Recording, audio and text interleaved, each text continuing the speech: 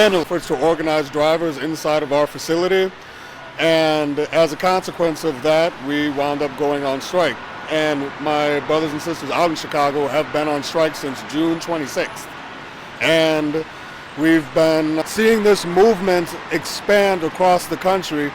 You know, everybody in every different station at first maybe feels like it's just them alone against the world, but this simultaneous strike that we've been doing across the country right now is in large part, of course, to show Amazon that we will not tolerate their unfair labor practices, their unsafe conditions, their lack of willingness to provide for a livable wage, but in addition to which, to show those that know that what Amazon is doing to them is wrong, that they are not alone.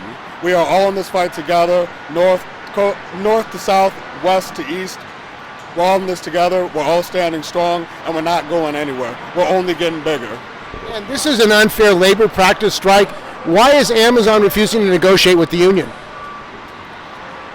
For the life of me, I can't possibly imagine why.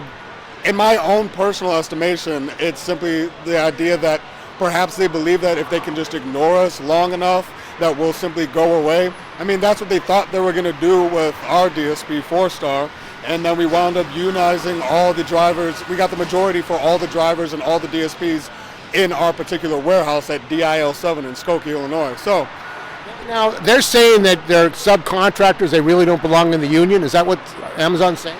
That you're not really an Amazon worker? Well, that's ridiculous, because think about this. When you look up to be an Amazon driver, nobody knows what DSPs are. They type in to be Amazon delivery driver. When you are getting your training, you do modules that are administered by Amazon employees. When you are doing your first ever driving test, it is administered by an Amazon employee. You wear Amazon vests. You deliver Amazon packages. You follow Amazon designed routes. You log into an Amazon app. If a customer has a problem with the delivery, they complain to whom? Amazon. Not only that, but I believe we had a ruling by a judge in Southern California a few months ago that did state that no, you are in fact our joint employers. So it's ridiculous on the face of it. Amazon, because they had a novel, idea for the way they wanted to run their business, they think they can get away with shafting the drivers by trying to diffuse liability, not only for the company itself, but their liability, their responsibility rather, to provide a livable wage and safe working conditions for the drivers themselves. And some of the workers here are only making $21 an hour in San Francisco. How do you live? How does it drive? And they're only working 8 hours a day. How do people live on that? I mean, Jesus.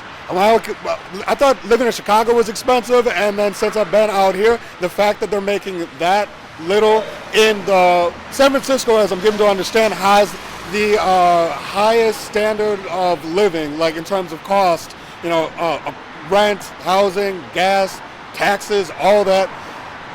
They keep you on a hamster wheel. They want to give you just barely enough to keep you desperate for hours, desperate to keep your job, but never enough to actually go anywhere. When you come into Amazon as a warehouse worker or as a driver, you come in at the ceiling already, and they just want you to get by, but never get ahead. What Teamsters is here to fight for is at least the industry standard, which Teamsters had already set with their contract with UPS. We want to actually be able to have health benefits. We want to actually be able to earn a pension. My knees and my back aren't getting any better, any younger. And why is it that we give the one thing that we have on this earth that is truly limited, that we can never get back, the years of our lives, being the lifeblood of their entire business model, and nevertheless, they feel no obligation to pay any of that back in return. You don't earn raises here. They may give raises as a consequence of minimum wage going up. They gave that $1.50 raise across the nation after DIL7 happened to get everybody across the warehouse. So, which is also funny because it went to show that Amazon can actually invest more money into the DSPs if they feel compelled to. But look, what did they do to stop your organizing in Chicago? They were apparently unsuccessful. Well, definitely unsuccessful.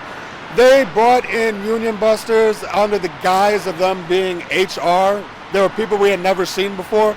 And to all warehouse workers and Amazon drivers across the country, if you start seeing people you've never seen inside the warehouse before claiming to be HR, but they're really interested in how you feel about the job, trust me, they're union busters.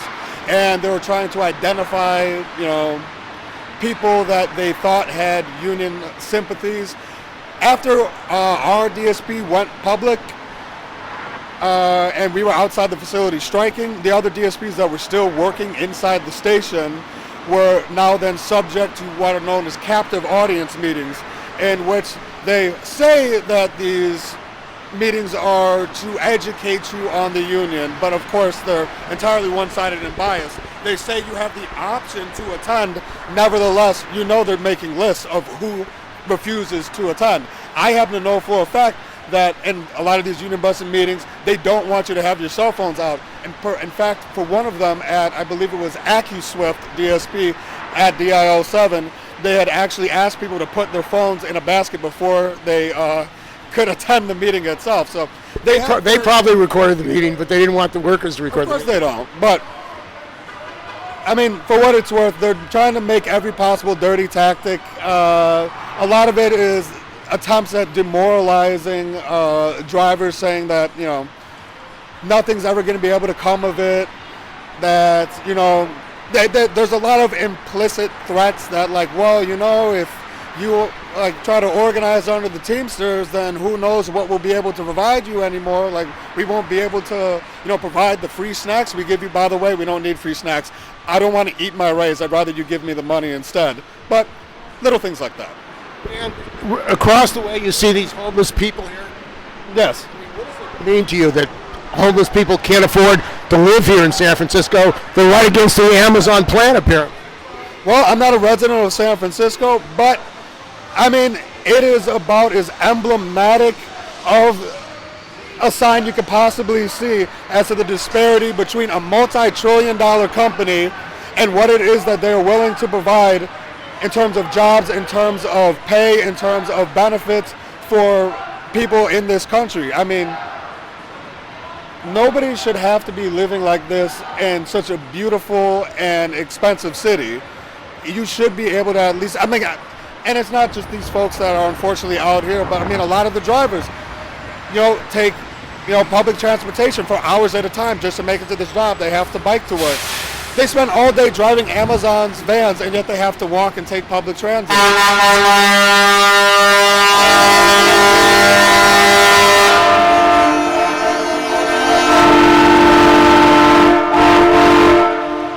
that a health and safety issue?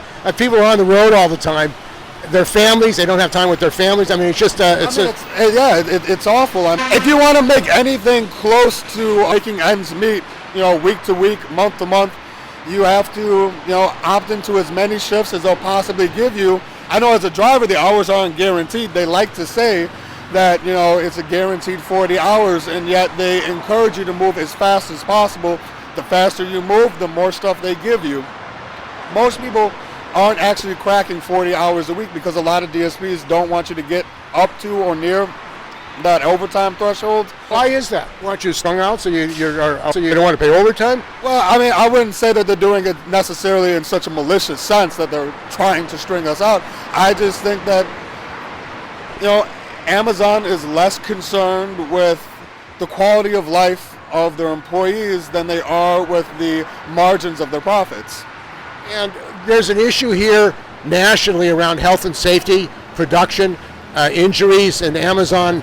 There have been some reports that they don't want people to go to the doctor. They want to limit their liability. Do you have any experience with that? Well, me personally, I haven't hurt myself on the job, but I know plenty of people that have. And like I said, while you're living on such thin margins, oftentimes you just simply have, it seems as if you have no choice but to keep moving with a bum knee or a twisted ankle, because if you start not showing up to work, and I don't know anyone that's ever gotten a workman's comp claim from Amazon, but I don't know anyone who's ever gotten a workman's comp, but people have been injured. Yeah, people that got injured. Nope, never heard of anyone that's got one. Now, you could say that that's anecdotal, but I beseech you to try to find, that as a common practice. Because you can ask any driver, and probably warehouse workers as well, that it's more so a common practice that, if you say, well, I can't show up for the next couple of weeks, then maybe they'll be understanding, but you might also find that you no longer have shifts that you had before. Who knows? I mean, like I said, I don't have personal experience getting so injured that I felt like I had to choose between further injury or not working. But, I worked through, bumps, bruises, scrapes, and all that. And, you got to do what you got to do. And unfortunately, like I said, they provide so very little that the only thing a lot of these workers feel that they have any recourse to do is to just push on through, because we don't have medical benefits like UPS does. We don't have medical benefits like most union jobs do. We don't get vacation time. You have to work for every single hour of PTO, and it's a pittance at that. It's a struggle out here. And Jeff Bezos was meeting for dinner with Trump. Also Musk joined them. It seems like these trillionaires have the ear of the government, and they're talking about getting rid of the NLRB and the legal right of workers to organize. Are you concerned about what's happening nationally in this country? The government may shut down. Is this a threat to you and other workers who want to organize? Well, let's not pretend that Bezos hasn't already been an issue with other past administrations as well, that it wouldn't be an issue with any given administration here, before, and in the future. My primary concern is about what it is we as workers can do to make things better for us at Amazon by trying to show Amazon that we are not going to be getting exploited any further, because I'm doing what I can myself and with my brothers and sisters here in the fight on the ground. I mean, in other countries, in Germany and others, it's in Sweden, for example, one worker can get a contract, and it's illegal to fire workers who want a union. It seems like thousands of workers have been fired simply for trying to have a union. I'm not entirely certain about the European countries, but I do know that, the DSP in Palmdale, the first one to get organized, Amazon cut their contract because they said that they had poor metrics, and we knew that was nonsense. Now, individuals getting fired, normally what they'll do is if they have an inkling that this individual is leading some sort of labor movement inside of their facility, they will selectively enforce minor rules that they would otherwise ignore for the sake of their own efficiency, like, a violation here or there on the road or whatever. They will target individuals, of course, but... Constructive discharge. Precisely. They go after people who are sympathetic to the union. Of course. And, they'll manufacture a reason. Did they try that in Chicago? Well, the way things happen with our DSP in Chicago is the owner of the DSP, leading up to us getting union busters in there, had been purchasing a bunch of new vans. He had been telling us for weeks that anybody that wanted to take on an extra days, get extra hours, get ready because we're taking on extra routes. He said we were ramping up for Prime Week. Then all of a sudden, we have a week of union busters inside the facility, and then one day he says in an email that he had been considering for a very long time that he was going to retire, and he gave us 2 weeks, which is, number one, ridiculous. He was not intending on retiring because all indicia shows that he was ramping up. He even said it, you know what I mean? But, I don't want to say anything, that gets me in legal trouble, but it seems to me, in my own opinion, it seems pretty evident that something happened where Amazon, in my opinion, it seems like Amazon probably coerced him in some way. He had just signed like a new 5-year contract and that he was barely into, and all of a sudden he says he's retiring. I don't know. It seems shady to me. Now, Starbucks workers are going on strike around the country as well.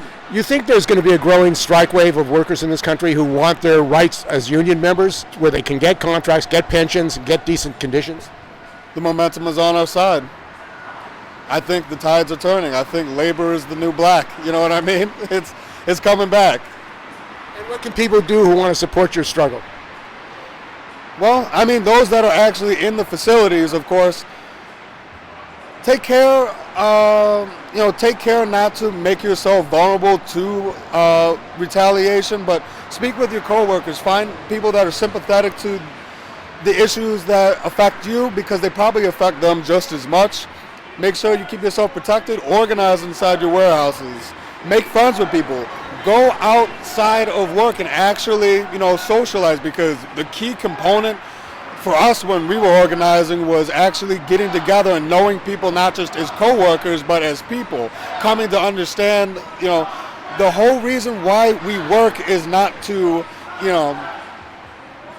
just provide some sort of service for people, but it's so that we would have the means by which not only to live, but then hopefully we can make just a little bit more, that we can take a day off and go see a kid's baseball game, or, be able to go, travel to see, your aunts or something that you haven't seen in 3 years. The ability to actually live life beyond the confines of the warehouse or the panels of your van. Joseph Cilia, Teamsters Local 2785, San Francisco. Primarily, you got Amazon workers, the drivers. They're pretty comparable to what they do in relation to UPS drivers. Maybe the packages may not be as heavy, but the number of packages, the number of stops are comparable. And a UPS driver who has gone through the wage progression with his health and welfare and pension is over $60 an hour compensation, probably close to 70. Amazon, they make $21 to $23 an hour.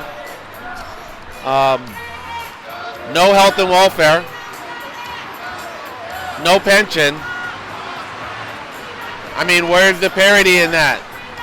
They're doing the same kind of work. You see them in your houses. They're driving down the same streets. They're driving the same parts of town, side by side, literally with the UPS driver. But the money's going to Bezos. It's not going to the workers. Is that the problem? I mean, I notice the homeless people in San Francisco, people can't afford to live in San Francisco. They have to commute. How does somebody survive as a... That's a really good question. We've been out here for a day and a half, and we see the drivers come in. I was out here last night, 10 p.m., and the drivers are coming in. And it's funny, they drive in with the Amazon truck and they walk home. They don't even have a car to get home. This is a tough neighborhood. This is like a Skid Row of San Francisco. Pretty tough. And this is a national action, the first national action in the history of Amazon. You think it's going to continue to grow, this movement of workers joining the Teamsters, getting organized? I mean, Starbucks workers are going out today too around the country. Well, everything's about social media now.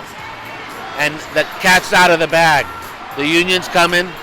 They want to represent, the employees want to represent. More employees at Amazon are seeing this and realizing that they can be a part of this. We're coming. We're coming, and we're using social media just like Amazon has done.